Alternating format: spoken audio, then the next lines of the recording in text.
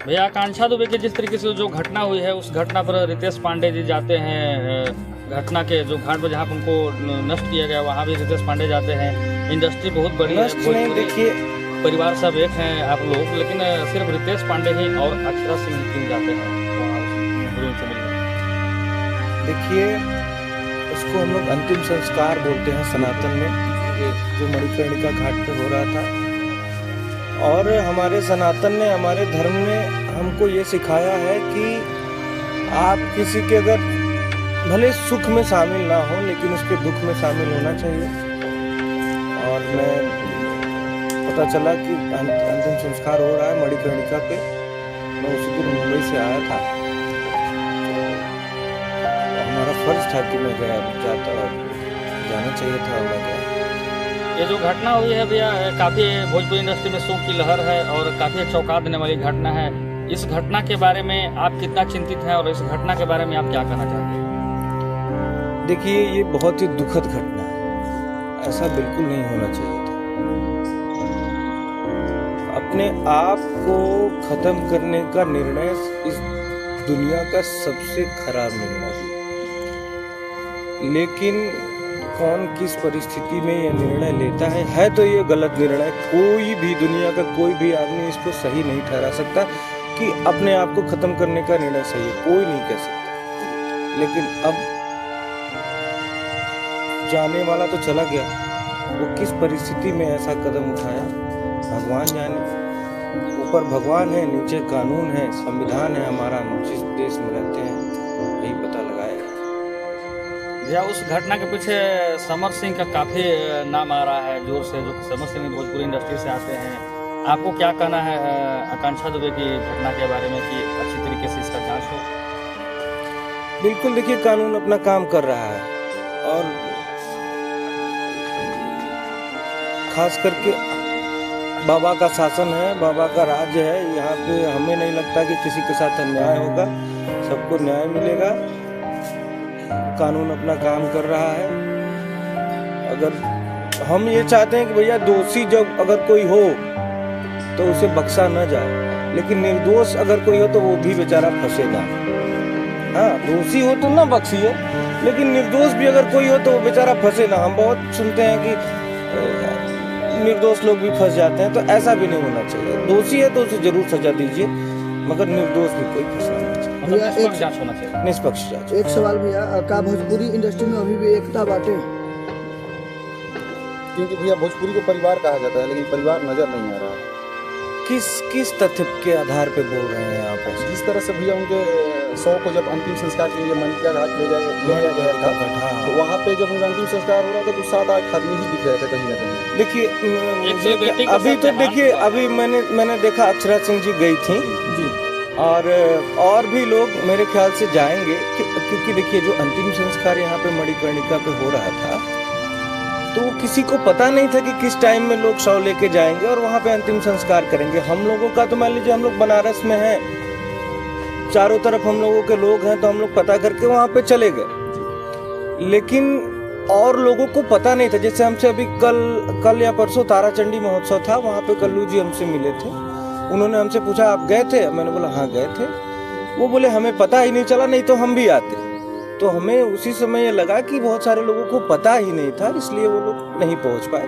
देखिए सिक्के के दो पहलू होते हैं। कुछ भी आप लोग, खास करके मीडिया से हैं, मीडिया बंधु हैं, आप लोग कुछ भी लिखने से पहले, चलाने से पहले ना एक बार उस दूसरे पहलू को भी सोचा करिए कि आदमी, अब यहाँ पे कोई भी सोशल मीडिया पे ये न्यूज़ तो आया नहीं था कि इतने बजे हम लोग जाएंगे, आप लोग पहुँचिए।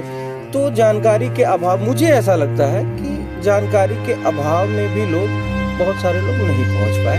नहीं तो हमारे बनारस में भी काशी फिल्म संस्था है, बहुत सारे हमारे, अगर मुझे भी लगता है इस सेट पे जितने सारे लोग हैं, अगर उन लोगों को पता होता तो मुझे लगता है कि इसमें से 50% लोग तो जाते हैं। आकांक्षा जी मतलब एकदम फ्रेंडली लड़की थी, एकदम बिंदास रहने वाली, सबके साथ घुल मिल के काम करने वाली। तो मुझे नहीं लगता है कि किसी को अगर पता चलता तो उनके अंतिम संस्कार में जिस तरह से भैया उनके बॉडी को जब होटल से लेके जाया जा रहा था, एक अपनी लवारिस के तरह उनके लाश को जब इस तरह से लेके जाया जा रहा था, क्या एक एम्बुलेंस नहीं हो सकता था? ये प्रशासन का काम है, ये प्रशासन के अंदर का मामला है।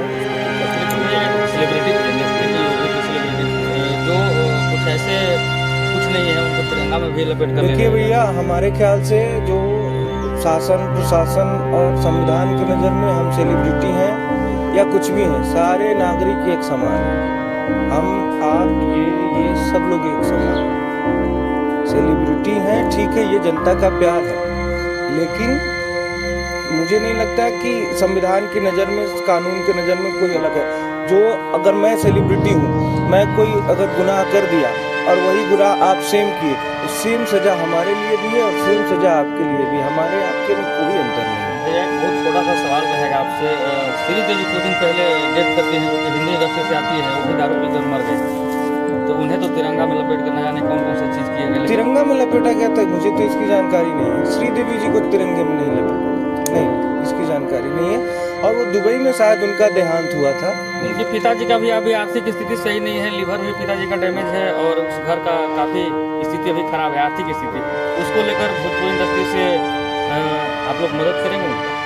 हम लोग कल ही बात कर रहे थे, हमारे बड़े भाई हैं प्रिंस पांडे जी, उनके साथ हम लोग बैठ के बात कर रहे थे कि अगर ऐसी कोई बात आती है कि आर्थिक सहायता उस परिवार को ज़रूरत महसूस होती है, तो हम लोग जरूर उस परिवार के साथ खड़े रहेंगे। किसी भी परिस्थिति में आर्थिक सहायता देने के लिए अगर कोई भी बात हो तो हम लोग देंगे। आकांक्षा दुबे जी के माता जी का आरोप है कि भोजपुरी इंडस्ट्री एकता की बात करती है, परंतु उनकी एकता भी दिख नहीं रही, नजर नहीं आ रही।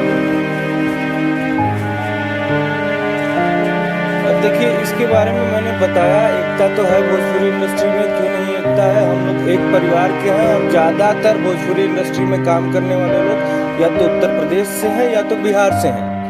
और आप समझिए कि बोली एक है हमारी, बोली एक है। अगर आप देश से बाहर जाते हैं एक तरीके के बोलते हैं, अरे यार, अगर आप देश से बाहर चले गए, दुबई, दोहा, कतर या मलेशिया या जो भी है, लंदन वगैरह, तो अगर आपको कोई आदमी भोजपुरी बोलता है, दिख जाएगा, अरे यार तू तो हमारे और के बड़ा हूँ, तो ये एकता होती है।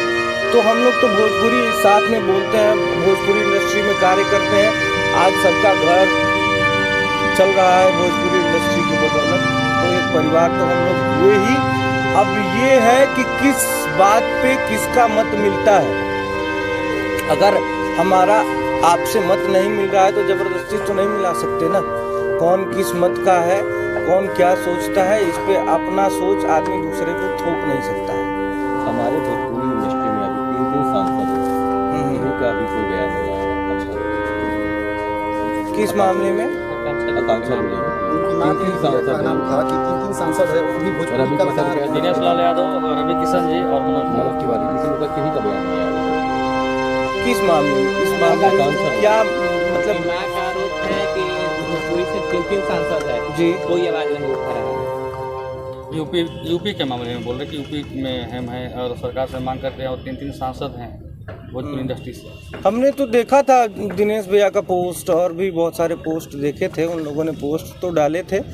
अब हो सकता है कोई उनका निजी कारण हो जिसकी वजह से अभी नहीं कर रहे हो सकता है कि कर भी रहे हों। इसके बारे में हमें कोई जानकारी नहीं है, इस पर कोई टिप्पणी क्या नहीं कर रितेश पांडे जी इस केस में सीबीआई जांच की मांग करते हैं? बिल्कुल, अगर परिवार संतुष्ट नहीं है आपके पुलिस के जांच से, वैसे मुझे लगता है कि उत्तर प्रदेश पुलिस बहुत सक्षम है। अगर आप उत्तर प्रदेश की पुलिस के जांच से और कार्रवाई से संतुष्ट नहीं है तो ठीक है, हम लोग सीबीआई जांच की मांग करते हैं। आपको क्या लगता है किस कारणवश आकांक्षा दुबे जी ने सुसाइड किया होगा? क्योंकि उनके पास शोहरत थी, दौलत भी था, फैन फॉलोइंग था, सब चीज़ मौजूद था। आपको क्या लगता है क्या कारण हो सकता है कि एक देखिए, अब मैं पहले ही बोला कि जाने वाला तो चला गया, उसके मन में क्या था वो उसके साथ चला गया। अब हम अपने क्या कयास लगाएं? ये कयास लगाना गलत होगा, क्योंकि ये सबसे बड़ा डिसीजन है ना, अपने आप को ख़त्म करना सबसे बड़ा डिसीजन है। तो इसको लेने के पीछे क्या मानसिकता रही होगी, कितनी पीड़ा रही होगी, हम आप कह के इसको समझा नहीं सकते, बोल नहीं सकते। भैया, आने वाले जनरेशन के लिए आप क्या कहेंगे कि ऐसा कदम ना उठाए?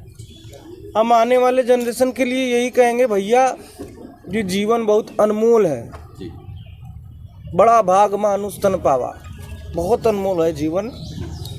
आप सब कुछ कर लीजिए, इसे ख़त्म ना करिए। आपको नहीं मन लग रहा है इस सांसारिक जीवन में, त्यागिए ये सब, भगवा पहनिए, मटकी उठाइए, जाइए हिमालय में तपस्या करिए, धर्म की सेवा करिए।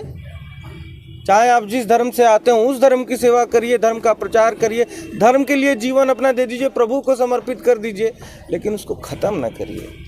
ख़त्म करेंगे, ख़त्म करने से क्या, आपसे जुड़े लोग कम से कम जिस किसी के ऐसा ख्याल तो पहली बात आना नहीं चाहिए। आने वाले जनरेशन की आपने बात किया, तो अगर आए भी तो अपने माँ का, बाप का, अपने परिवार का मुंह देखें, और अपने आप को ख़त्म करने से अच्छा है कि ये सांसारिक जीवन छोड़ के कहीं और चले जाएं। कम से कम परिवार वालों को और आसपास के लोगों को संतुष्टि तो रहेगी कि ठीक है, धर्म के काम के लिए गया है, अच्छा कार्य कर रहा है।